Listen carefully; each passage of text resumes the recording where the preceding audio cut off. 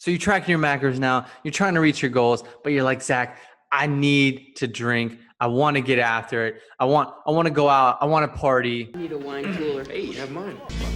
We go it's tricky to rock around. That's right, on time is tricky. It's tricky. It's tricky to rock around. That's right, on time is tricky.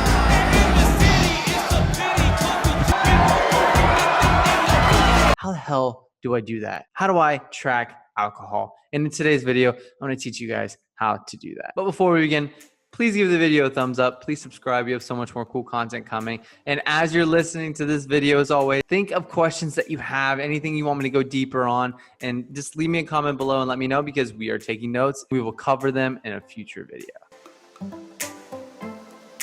So first off, before we learn how to track alcohol, we need to understand what alcohol is. When you consume alcohol, alcohol has a caloric total associated with it.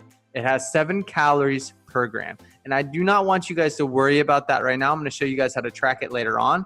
But know, whenever you do consume alcohol, it is seen as a poison in the body. It's just something that the body has a sense of urgency to get rid of. So when it is being metabolized, aka digested, aka getting it out of your system, everything else is put on halt. So your digestion of your dietary fats, your carbs, your proteins, any calories that you have inside of your body, any fat burning, anything that's going on, is being stopped. It's put on halt because the body needs to get rid of this alcohol. So your alcohol metabolism is at the top of priority when you have alcohol in your system. So now I'm going to give you guys 3 examples on how to fit different types of alcohol into your macros. So the first one's going to be Bud Light. First thing you need to do is understand how many calories are in one 12-ounce Bud Light. And so we know that it has 110 calories. So we're going to pull from our carbs and fats because our protein is the most important variable and most important macro for us. So in tracking our alcohol, we have 3 options. We can either pull from our fats, we can pull from our carbs, or we can pull from both.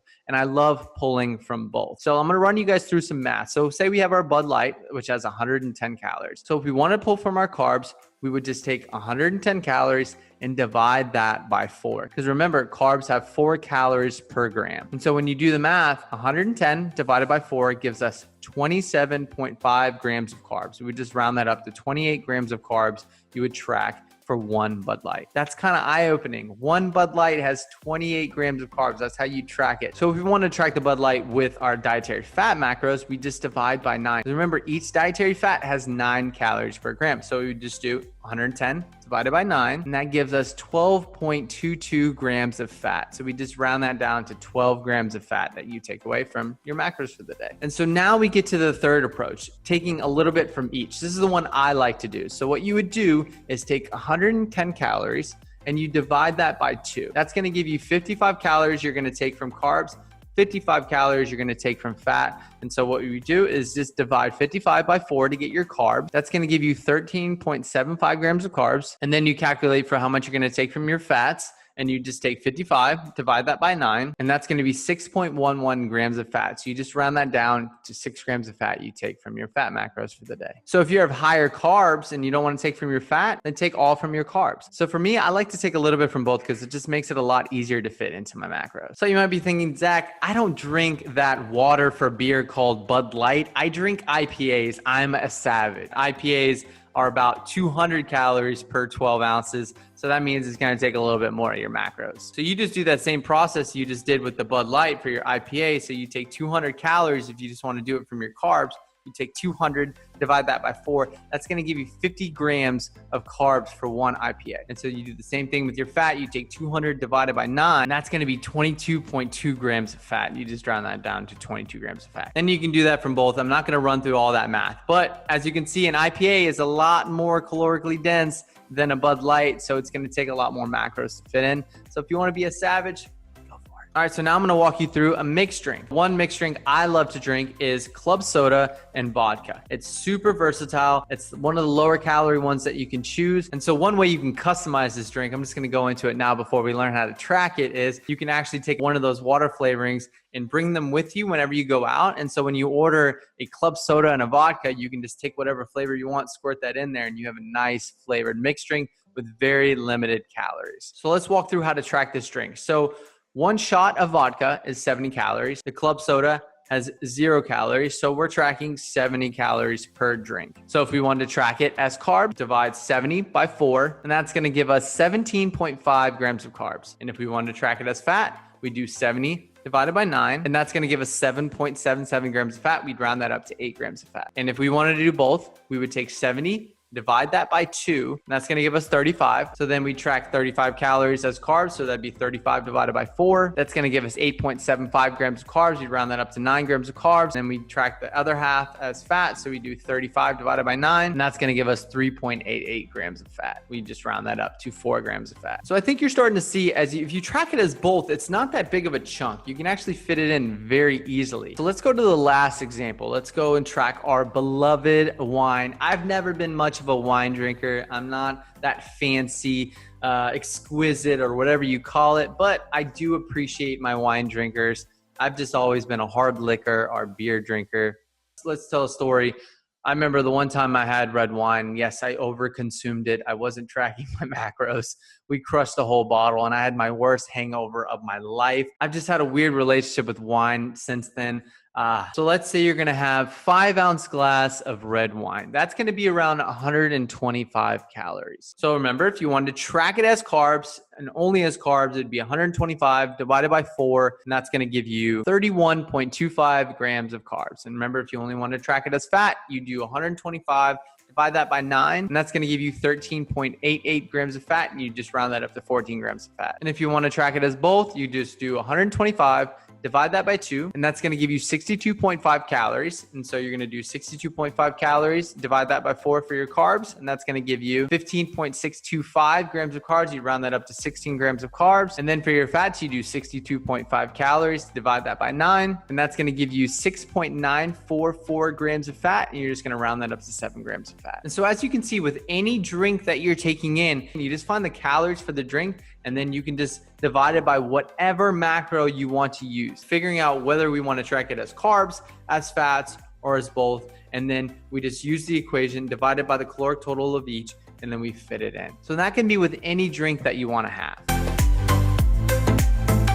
But now I think you can see where drinking can spiral out of control. If you're not mindful of these drinks that you're having or how many that you're having, it can add up over time. So if you have 5 to 6 drinks, it's going to go through the roof, and it's going to take a big chunk of your macros. But for me, I don't think it's the alcohol that's doing the damage. It's the eating associated with the alcohol. So for example, you get down at the bar, you've had 5 to 6 drinks, and that's between 300 or 400 calories total. You fit them into your macros, and you leave the bar and you're like, I'm hungry. And what do? You go get some pizza, or you go get some fast food, some Taco Bell, and you just smash food. That is where the damage really happens. You can consume easily 800 to 1,000 calories, if not more. Just like that, the drunk munchies are a real epidemic. And so for me, I don't really have any advice for you whenever you leave the bar at 2 a.m. and you've had 6, 7 drinks and you're tipsy or you're drunk and you have the drunk munchies. It's going to come down to like, how important is your goal to you? Do you just want to use this day as a cheat day or an untracked day and just know that it's going to set you back a little bit? Or there's a few things you can do. You can save a little bit of carbs and fats and a little bit of protein for when you get home, and you can make something prior to going out, so where you have something that is higher volume, that keeps you full, and that you can have and treat yourself before you go to bed. Or you can just say no to all these things and go to bed. I mean, it's one of those things like, I would much rather you plan for it and have something at home that you can have before you go to bed, because it's going to serve 2 purposes. It's going to help soak up a lot of that alcohol in your stomach, and you're not going to be as hungover the next day. And also it'll help with your sleep a lot more, but that's totally up to you guys. So what I want to do is walk you guys through what my typical day looks like if I'm going to go drink that night. So the first thing I do is I track how much alcohol I think I'm going to have that night. And I track it as, let's say I'm going to have 4 drinks. I'll track it as a certain amount of carbs, certain amount of fat, doing exactly what I outlined before. Then I know what my macro targets are for the rest of the day with the alcohol accounted for. So then one other strategy I like to use is intermittent fasting. So I'll usually fast till noon or 1 p.m. And what this does is it'll allow me to have more macros to play with the rest of the day. And I covered this topic in a previous video on how to get started with intermittent fasting, why it's important, how it can help. So I will link that below. I highly recommend you guys checking that out because it's a great tool to use whenever you're gonna drink that night. And so my first meal at lunchtime will be higher protein, lower fat, and lower carb because I'm banking those carbs and fats from my alcohol that night. And also the higher protein intake will keep me full. And so like I mentioned before, I wanna save a little bit of carbs and fats and proteins for something I can have after the bar that tackles a craving, and so I don't end up binging on the typical drunk munchie food. And I'll make sure to have a higher protein meal before I go out because the last thing I wanna do is first off, drink on an empty stomach because I'll get wrecked. But also I want my higher protein meal to keep me full to where I'm not having a lot of these cravings. And when I am drinking, I'll have a drink and then I'll chug some water.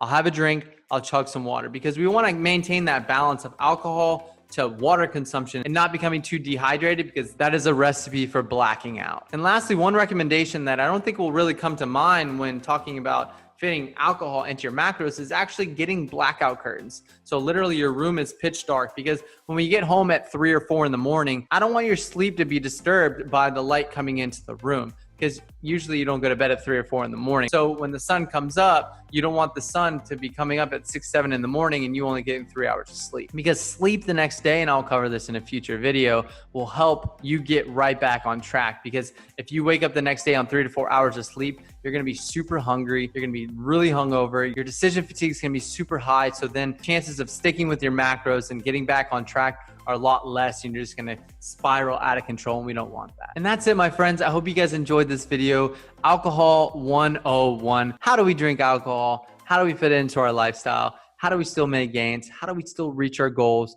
And that's it. Lifestyle, guys. It's fitting your nutrition into your lifestyle, and that means alcohol as well. And if we don't learn how to fit alcohol in, how are we living? If we truly enjoy alcohol and we like going out and having fun and partying with our friends, how do we fit this in? And I hope you guys learned a lot today. So please give the video a thumbs up. Please subscribe. We have so much more cool content coming. And please let me know in the comments below, do you guys have any more questions? Do you have anything else that you guys want me to cover in a future video? Remember, if you guys leave the comment, we make note and we'll make it happen. So as always, thank you so much for watching. God bless. And we'll see you guys in the next video.